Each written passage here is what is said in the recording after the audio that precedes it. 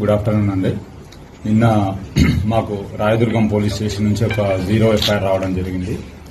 అక్కడ ఒక victim age about 21 to 22 years, ఈ ఫిలిం ఇండస్ట్రీకి సంబంధించిన కొరియోగ్రాఫర్ ఎవరైతే జానీ మాస్టర్ ఎవరైతే ఉన్నారో ఆమెని సెక్సువల్ గా అబ్యూజ్ చేసినట్టుగా, థ్రెటనింగ్ చేసినట్టుగా, వర్క్ ప్లేస్ లో థ్రెటన్ చేసినట్టుగా, సెక్సువల్ అబ్యూజ్ చేసినట్టుగా మాకు 0 ఎఫ్ఐఆర్ అయ్యి మాకు ఇక్కడికి రావడం జరిగింది. మాకు ఇక్కడ నిన్న మేము కూడా ఇక్కడ ఎఫ్ఐఆర్ చేసినాము. దాంట్లో ఇన్వెస్టిగేషన్ చేస్తున్నాము. యాజ్ పర్ ఇన్వెస్టిగేషన్ వచ్చిన ఎవిడెన్స్ ని బట్టి ఫర్దర్ గా ప్రొసీడ్ అవుతాము.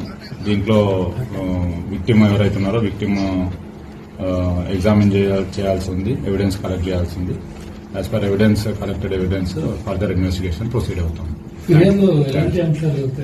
అదే వర్క్ ప్లేస్ లో సెక్సువల్ అబ్యూజ్ చేసినట్టుగా, తర్వాత థ్రెటన్ చేసినట్టుగా కంప్లైంట్ ఇవ్వడం జరిగింది.